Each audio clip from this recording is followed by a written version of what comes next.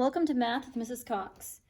We are in Chapter 2, and this is the test 2A.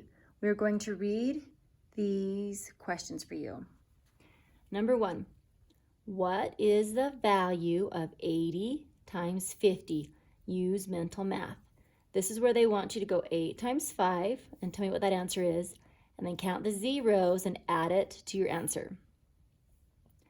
Number 2, what is the value of 10 times 4,000? Use mental math. So you need to go 1 times 4, tell me the answer, and then count the zeros and add them to your answer. Number 3, which is the best estimate of 8 times 22? By using rounding or compatible numbers. So you're going to round this number and this number to the nearest 10 power. And then you're going to multiply them together and see which one of these answers you're going to get. Number 4, which is the best estimate of 22 times 97 by using rounding or compatible numbers? So this is where you also round this. Now, is 97 closer to 90 or is it closer to 100? 22, is it closer to 20 or closer to 30?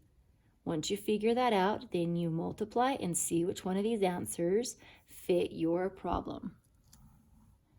Number 5, what is the value of 115 times 9? This is where you go to your math square page and you work that problem out and then circle which one of these letters is your answer. Number 6, what is the value of 87 times 56? You're going to have to work this out either on your graph paper or on your math square paper, and then circle the correct answer. Number 7, what is the value of 356 times 15? Same story, you're going to have to mark it out on your graph paper or on your math square paper. Okay, number 8, what is the value of 217 times 24? You need to work this out on your graph paper and show me your work, and then circle which is the best answer. Okay, number 9, what is the prime factorization of 44? That's where you do the factor tree. What two factors make 44? And when you have a prime number, then you organize them from littlest to biggest, and one of these is going to be your answer. You can also check by multiplying these out without using your calculator and finding which one of these equal 44. All right, let's join me on the back side for number 10. Find the product of 8 times 8 times 8 times 8 times 8 using exponents. So this is where they want you to tell them which one of these answers has the right exponent written on it. Remember, you count out how many there are, and that gives you the exponent. Number 11, what is 9 to the third or the cubed exponent? Now remember, that is not 9 times 3.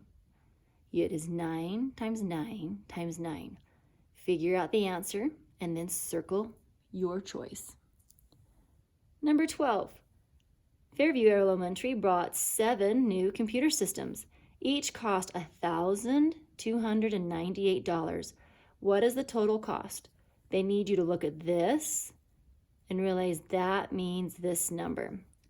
Now you need to take 7 times this number to find the total cost of all those computers.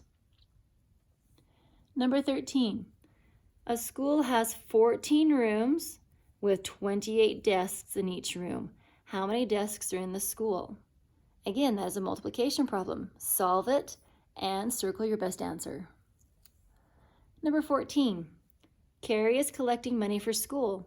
Her goal is to get $200. She has collected 15 from 12 people so far. How much more money does she need to reach her goal? So you're going to take 15 times 12 to see how much money she has. But then there's another step you need to do.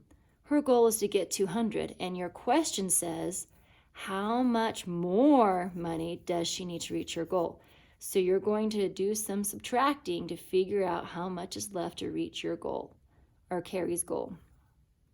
Two-step problem there, friends. All right, number 15, multiply. There isn't enough room here. You could mentally multiply and then add the zeros, or you can work it out on your graph paper. This one, there's not enough room here. Definitely do it on your graph paper. 259 times 5. Number 17, 231 times 4. Number 18, 433 times 18. And number 19, 4 times 10 squared. Now remember, that's like saying 10 times 10. So you have to figure this out first, then you multiply it by 4. And 20, 14 times 2,000. Really easy to do mental math. You take this number, times it by 2, and then add those zeros at the end. All right, thank you for joining me with this reading of your math test. Make sure you show your work.